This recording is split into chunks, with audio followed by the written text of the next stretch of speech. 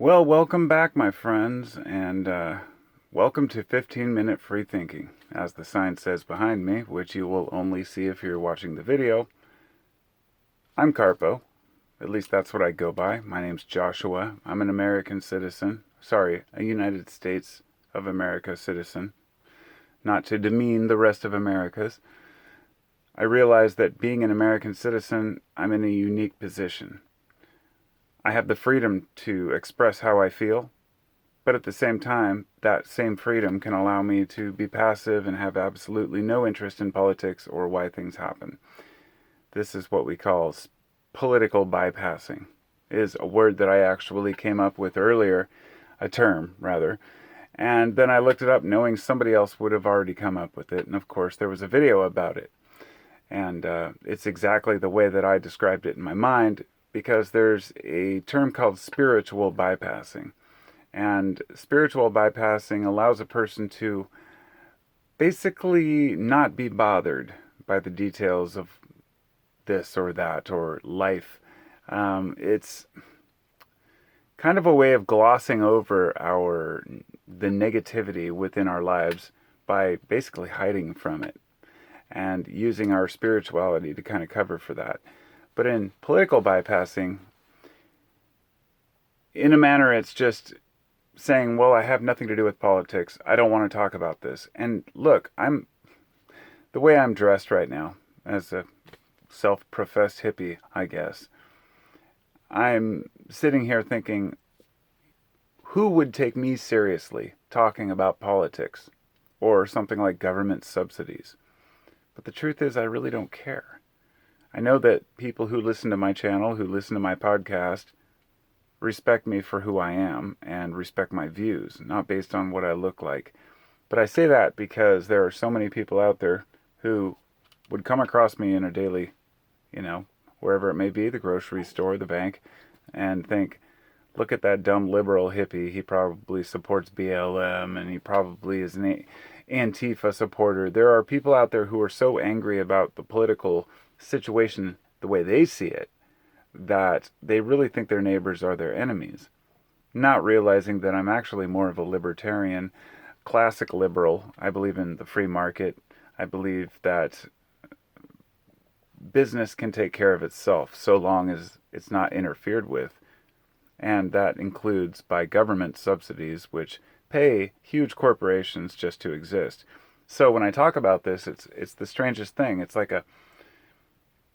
I have no interest in talking about this, but I also feel like I have to. It's like I have to speak on behalf of the fact that too many people are completely unaware and unwilling to even give a damn about government subsidies because it's such a boring topic. But let me assure you, it's actually pretty exciting, because when you really realize how much money is going out to big companies versus helping out Americans, you see that we don't have a problem with welfare or socialism in our country. We have a problem with corporate welfare and corporate socialism, and I will explain all the details of where I'm coming from.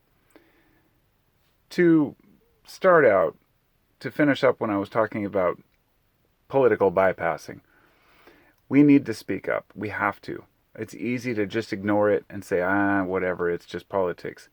I say that because I am ambivalent about it myself. I go back and forth.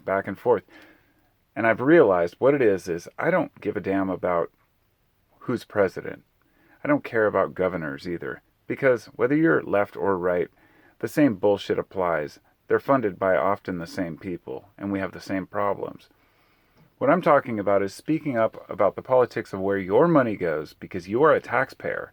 And if you pay taxes in this country, you have a right and should utilize that right to express how you feel about where your taxes go or don't go. And we are so busy fighting over trivial politics that we miss the real corruption. Often the obligation that we have to speak up about politics is hard for people because there's a fear of speaking out. So I came up with a few reasons, rather, why I think that most people ignore politics or choose not to engage in this particular type of discussion. And then I'm going to get to the actual welfare of these socialist corporations. People either ignore these topics because, one, they're ignorant of the topics themselves, and I don't mean ignorance as a insult. I mean that they are just unaware of the details, and therefore they don't engage. Number two is that they have internal conflicts or some sort of a personal issue or maybe a history of belief or a history of ideals that causes them to be slightly biased and maybe unable to tackle certain topics coherently, rationally, and unbiased. Number three, the big one, is ambivalence. A lot of people are very ambivalent, which is also known as, I guess, cognitive dissonance. The fact that we hold two opposing opinions or ideas in our minds at one time. And I think that we all subscribe to that when it comes to where our money goes. I especially believe that taxes are important. I think that they help a society. I think that they benefit us by building roads, keeping our fire department running, and our police departments. I don't believe in just abolishing everything because I know where that leads. It leads to somebody else taking power in a power vacuum. I've analyzed this over and over, so many different philosophies around this, but number four is fear of ridicule or conflict. A lot of people don't want to talk about politics because they fear that other people will look down on them. Number five, and the big one I think, is just being misinformed. And that's not the same as being ignorant as the first one. This is being misinformed on topics, misled, and led to believe that your enemy is your neighbor. Not realizing that everything is political. And this is family, work, food, everything we do has to do with politics. Therefore, you have to be immersed in it somewhat. So with that out of the way, kind of the preamble, which took a lot longer than it should have, welfare is often looked upon as, from a lot of people, as something that's given to people. You know, oh, these people get welfare and they sit on their asses and they don't do anything. Really, the statistics of that don't show that that's exactly what's going on here. We have, actually, welfare has been on the decline for a couple decades for the average person. However, it's been on the increase immensely for corporations.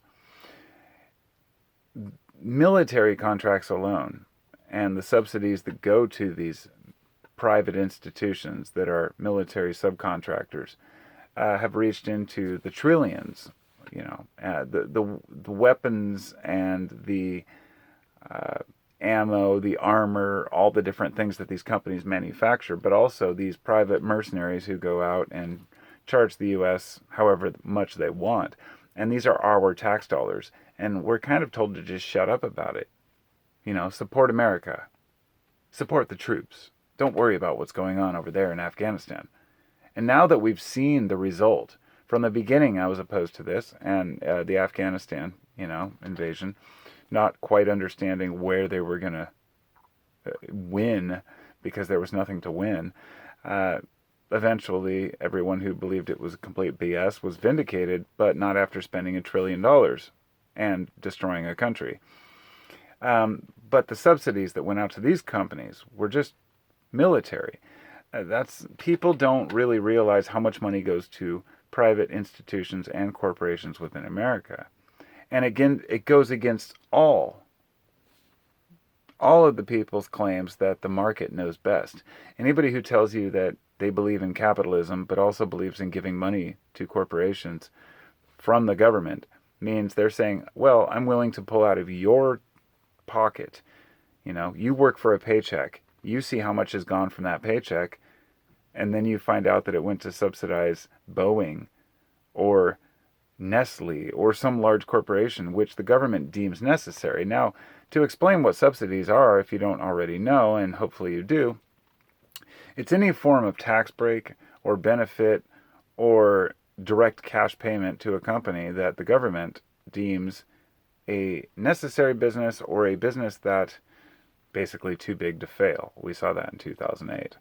But it's often companies that have profited the best. And the reason for this is obvious, because those are the companies that can spend the most money lobbying Congress and these political officials and presidents to take their side. Just like in 2008, Goldman Sachs sponsored both candidates. I mean, they always have. You know, Obama was not innocent from this. In fact, it got so bad that, well, first I want to make this very clear. You know, I don't hold one political view or another. I definitely try to look at things rationally, and sometimes I realize I can be misled as well, that I don't know the facts. But I've done so much research on this over the years, and especially earlier today when I learned that Baton Rouge, Louisiana, being, I believe, the poverty rate is something like 19%. It's about 20%. 1 in 5 people are living in extreme poverty there. And it's considered one of the poorest cities. But at the same time, there is more money going through Louisiana and Baton Rouge than anywhere else in the nation. It was number 1 or number 2 as far as states that are getting foreign funding or investment, rather. Now, this is because of the huge oil refineries, and the oil companies set up their wares, and they convince the cities that this is good for you. This is good for your people. It's going to get jobs, jobs, jobs, jobs, and that's what they say every time. And the fact is, the statistics do not support that. The promises are always broken. The jobs are minimal, and the damage is maximum. Most of the time, these companies set up in places where they know the people have no say. They know the people will do nothing. But here was the kicker. These people who live in these cities, like in Baton Rouge, had absolutely no say on these issues of whether these tax breaks would be given to these companies.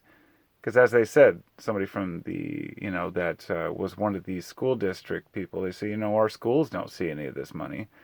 And we don't have any say. We can't vote. The people got together and they stood up and said, bullshit, we should be able to vote. And they got their rights to vote. And they voted against these tax breaks. Huge tax breaks for these companies. And that's why politics are so important, because you have to know how to defend and protect your own neighborhood.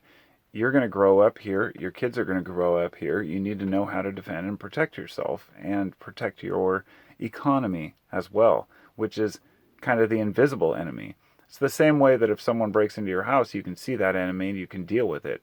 But when an invisible enemy comes, we all freak out. Something like a virus, right?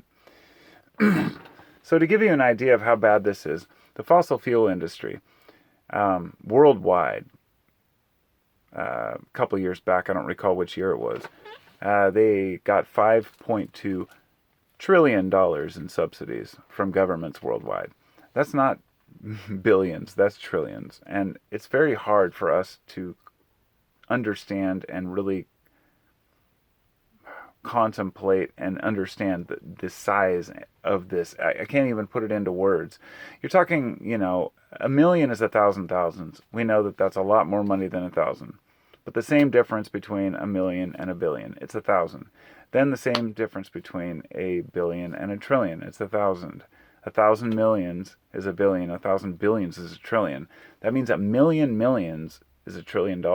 It is such a huge, ridiculous amount of money that if you see it laid out on a floor in $100 bills, it'll blow your mind. And $5.2 trillion was given as subsidies from governments.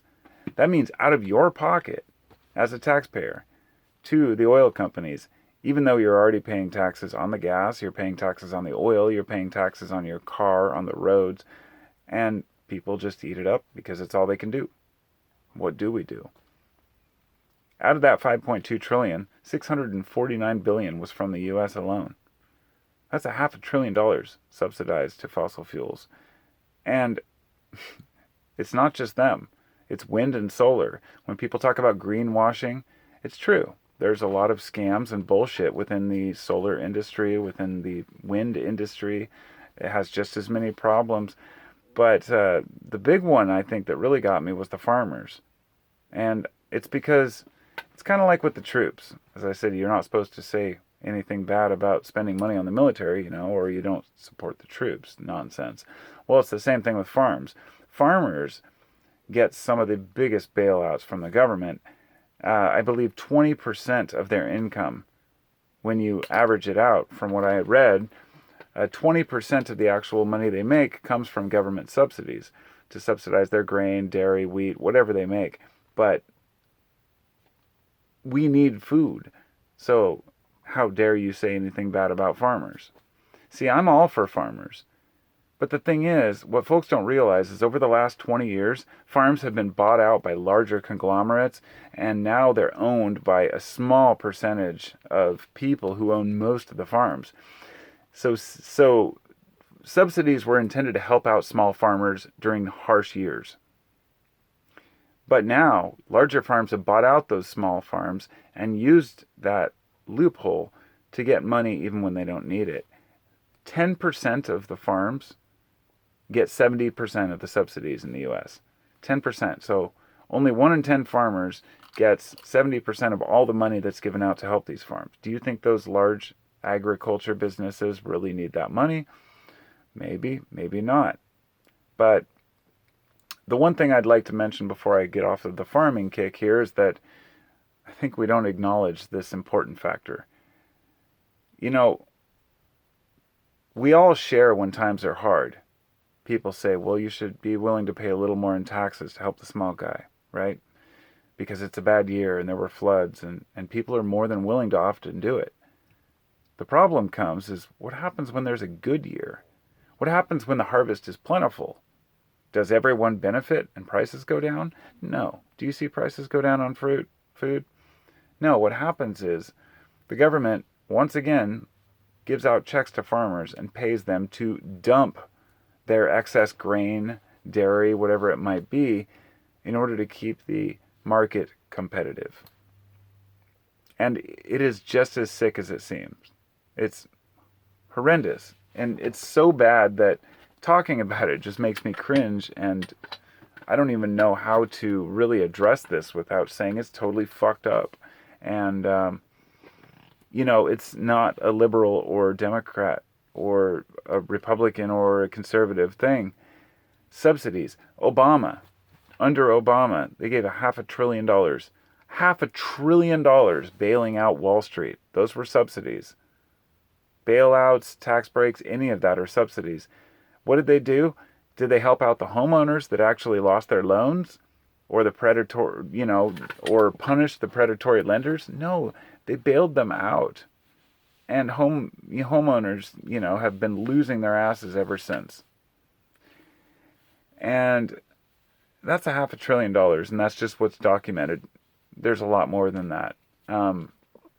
It was a huge amount of money, and it was just a kick in the face to anybody who voted for him. I mean, I was so disgusted by that. I couldn't even believe it. That was when I said I'm just done with politics. We've got the president bailing out Wall Street, and people didn't do a damn thing.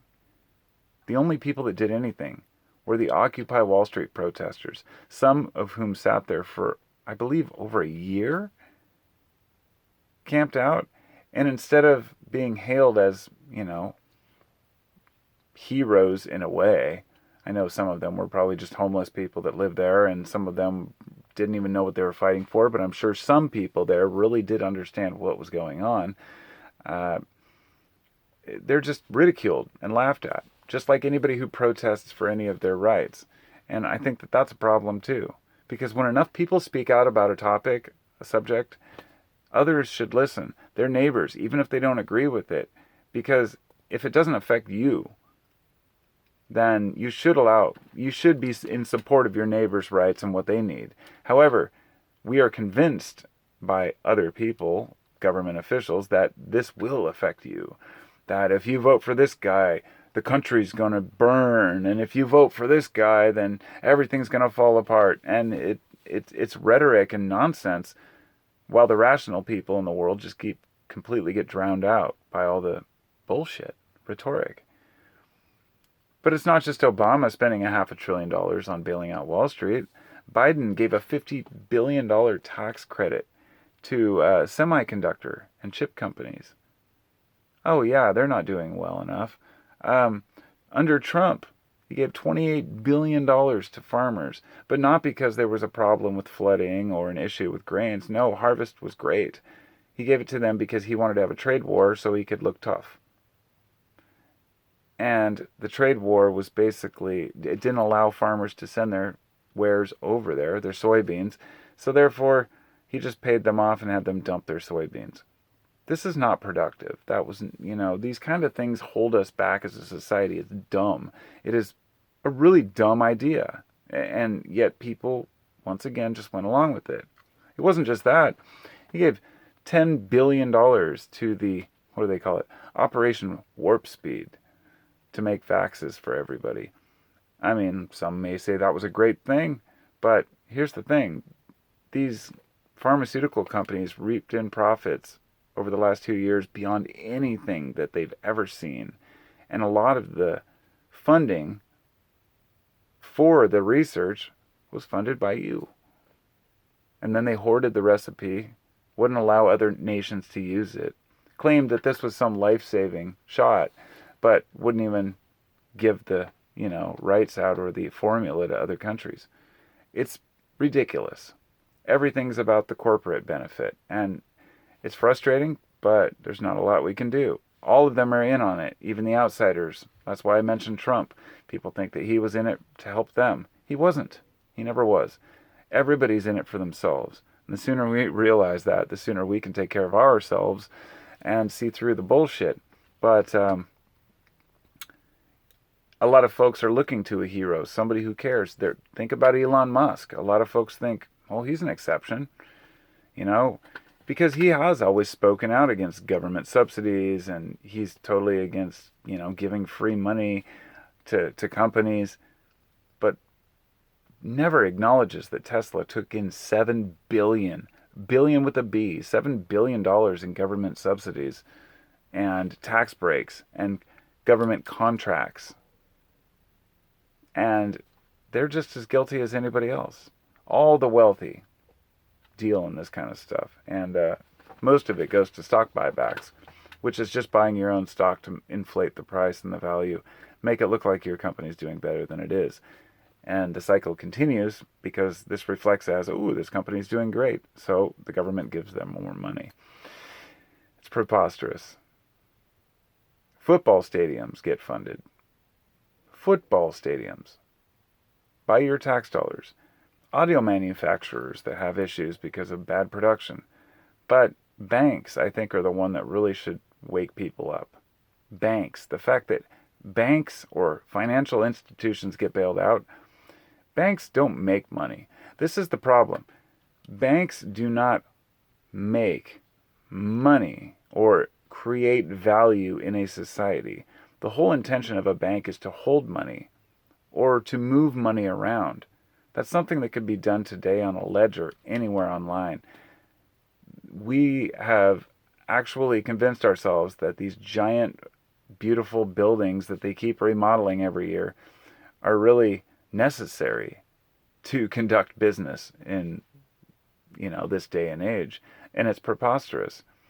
And all of the creation and the building of all these, it's like,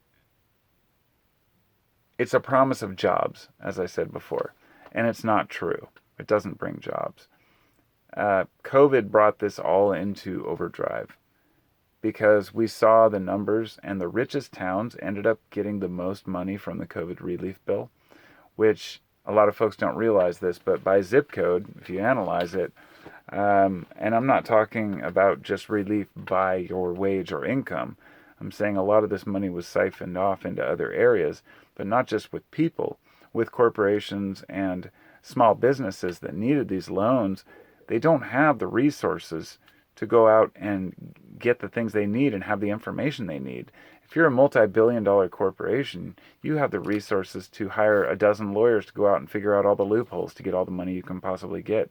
I believe even Harvard got like millions of dollars from this, COVID relief fund, even though they have a $50 billion endowment.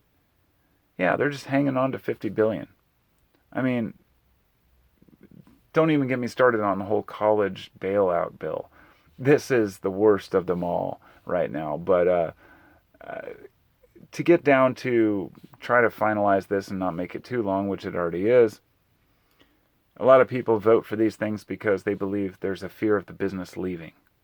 And that's just, the businesses have to do business. If they leave, they leave. But you might be better off without them. Because often people are screwing themselves by, really believing what they're told, that a company's there to benefit them and corporations care about them and their well-being, and they never have the jobs they promised or the hours they promised. It's all about money.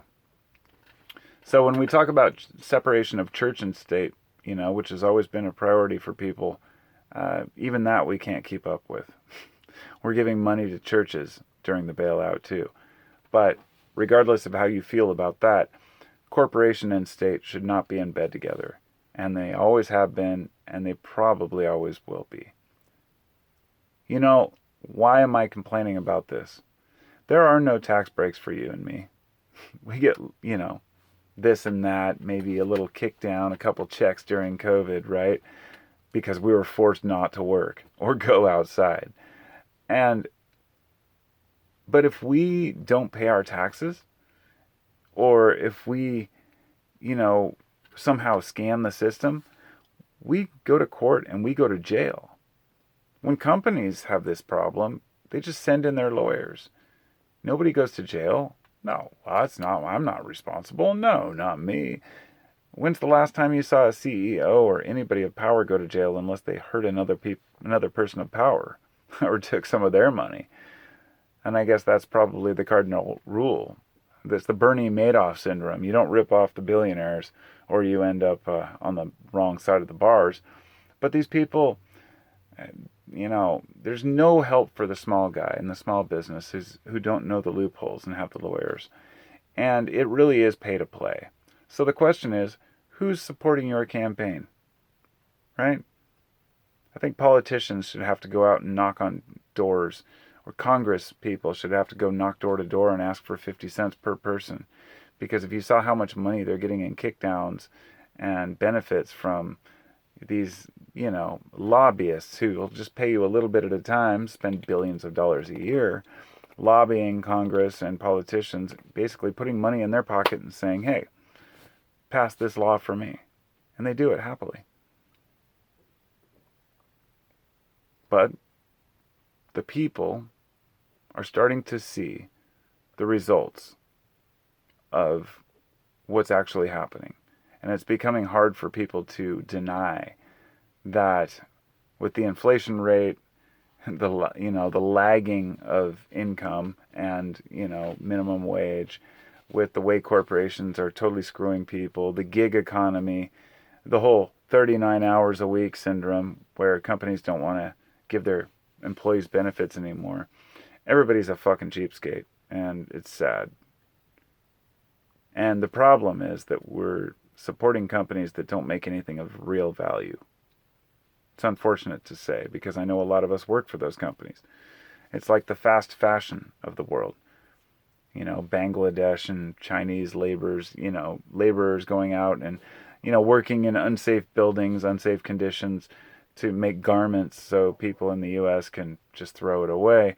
And these companies are getting subsidies, right? The trashiest of them all.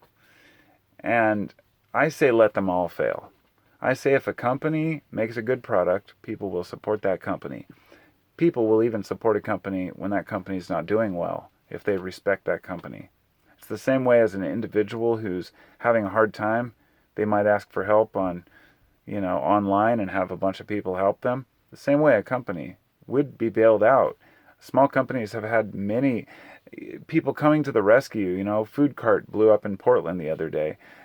Some crazy gas leak or something. And I'm sure the neighbors are going to be coming together and they're going to be helping them rebuild and get right back into business because people do care about each other. But when you can't see each other, you cease caring. And when you allow people in Washington, D.C. to run the lives of people over here on the West Coast, for example, and bailing out companies that we have nothing to do with and don't give a damn about, I say let them fail. And I want to give you one final statistic here. Before I made this video, I did a little bit of research into tobacco because I wanted to mention how tobacco was subsidized back in the 60s, 70s. Our government paid tax dollars to tobacco manufacturers and companies. And when I looked it up, I was shocked to come up with a chart that was actually recent. This I was completely unaware of. From the year 1995 to the year 2020, tobacco companies received $1.9 billion in subsidies from the U.S. government, especially during COVID. And there was a whole discussion of them saying, well, we can't be biased against, we're still making a product. They were getting money from the COVID relief to help because they couldn't send their cigarettes overseas to other companies or to other countries. And a lot of these countries, of course, the reason they send them over there is because these countries don't have the same laws protecting the youth or the citizens as we do in the U.S. When I was a kid, everybody smoked. Now people have learned. Most people don't smoke.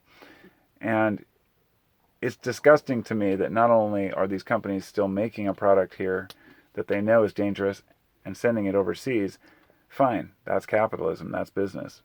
But to get the government, meaning that I actually paid cigarette companies because they had a hard year. But my thing was this, that this was the real clincher. I realized there's no way they had a bad year. Because cigarette smokers will always find their cigarettes. I don't care what it takes. People will ship their smokes. People will find a way. There's always a way because drugs are always available. And that includes the legal ones. And so, from what I read, tobacco companies got $100 million in COVID relief. You know, when I think about the numbers, it's easy to just say, well, it's not that much. Maybe on the average year, we give out $200 billion in subsidies to corporations. The problem is we don't give it to corporations that need it. We give it to corporations that don't need it, more than not. But if you take that $200 billion and you consider that in America we've got about 400 or 360 million people, let's just say 200 million adults that might be entitled or eligible for money or be in the working group, right? That means you could either bail out a bunch of corporations or you could send every American a check for $1,000 each year. What would you prefer? Because I don't believe in a trickle-down economy. I personally do not. And I think with that, I've come to the conclusion of my video. Thank you for listening, or my audio. I've done both a video and a podcast. I'm not sure if I'm going to make the video public or if I'm just going to make it available for patrons, but I do have a Patreon account, and if you'd like to support the channel, feel free to check it out. Carpo719. It's in the description, and I also have now if you're watching YouTube, I have a little help me out button down there now, and so you don't have to go through Patreon. You can actually make a direct donation through YouTube. So if anybody wants to take that route, I appreciate that too. Am I begging for money? No. But, you know, I figured I'd mention it. I think I've pretty much covered all the topics I wanted to, and sorry I keep wiping the sweat off my face for any. That's maybe why I should just do audio sometimes, but